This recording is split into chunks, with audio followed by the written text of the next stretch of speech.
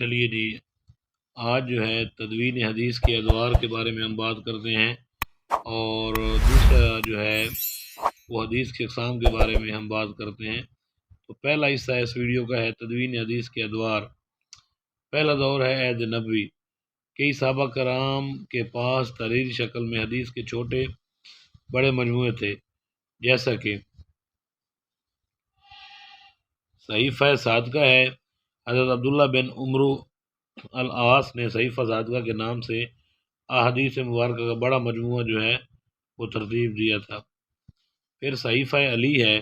حضور نے کچھ احکامات حضرت علی کو لکھوائے تھے، اس تحریر کو صحیفہ علی کہتے ہیں۔ کتاب سعد بن عبادہ نے ایک کتاب لکھی تھی جس میں بھی کچھ احادیث تھیں، اور کتاب عبداللہ بن جابر۔ اس کے بعد ہے صحیفہ ابو ہریرہ۔ حمام بن منبہ ابو ہریرہ کے شاگرد تھے۔ انہوں نے جو صحیفہ لکھا وہ احادیث پر مشتمل تھا جو حضرت ابو ہریرہ سے سن رکھا تھا۔ حدیث کا جو دوسرا دور ہے وہ ہے 13 ہجری سے لے کر 150 ہجری تک۔ بعض صحابہ کرام نے زبانی یاد کی ہوئی احادیث خود لکھی۔ سب سے اہم حدیث امام مالک کی کتاب موطا امام مالک جو ہے یہ ہے۔ امام ابو حنیفہ کی کتاب الاثار بھی ہے، اور اس طرح فقہ حنفیہ کے جو 4 امام ہیں ان کے جو انہوں نے جو احادیث لکھی تو وہ اس دور میں تھی۔ حکومتی سطح پر عمر بن عبدالعزیز نے احادیث جمع کروائیں۔ احادیث کا جو تیسرا دور ہے وہ ہے 150 ہجری سے لے کر 450 ہجری تک۔ سائے ستہ جیسی بیش باغ کتابیں تصنیف ہوئیں، جس میں صحیح بخاری، صحیح مسلم، جامع ترمذی، سنن ابن ماجہ، سنن ابی داؤد اور سنن نسائی جیسی حدیث کی قیمتی کتب جو ہیں وہ اس دور میں لکھی گئیں۔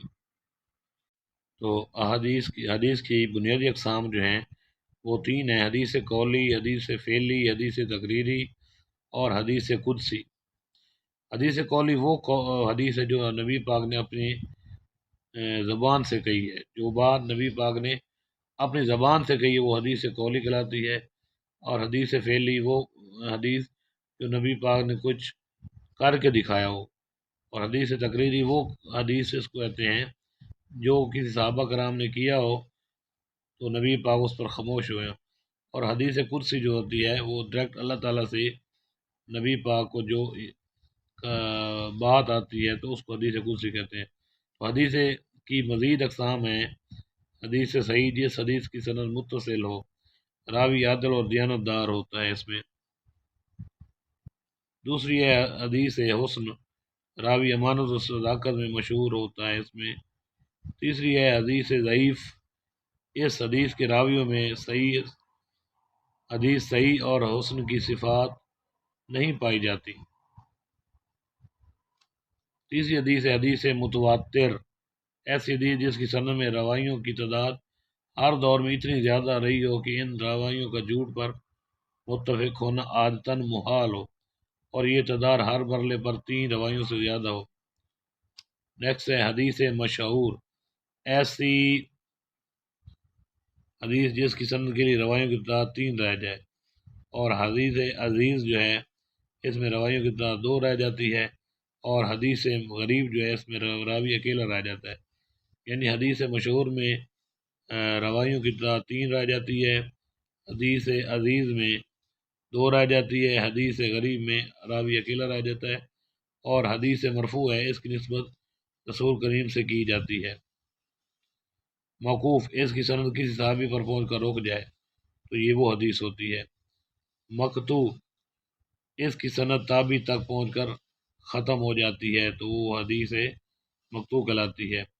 تو میں نے اپنی طرف سے ایک ادنا سی کاوش کی ہے کہ حدیث کے ادوار اور حدیث کی چند اقسام کے بارے میں آپ کو بتا دوں۔ تو اگر آپ میرے کمنٹس باکس میں ان کے متعلق کوئی اور پوچھنا چاہتے ہیں تو آپ مجھ سے جو ہے نا کمنٹس باکس میں آ کر جو ہے آپ اپنے سوالات کا اظہار کر سکتے ہیں، تو انشاءاللہ میں آپ کے سوالوں کا جو ہے جواب دوں گا۔ تو آپ کے لیے اتنا ہی۔ اللہ تعالی ہم سب کا حامی ناصر ہو۔ خدا حافظ۔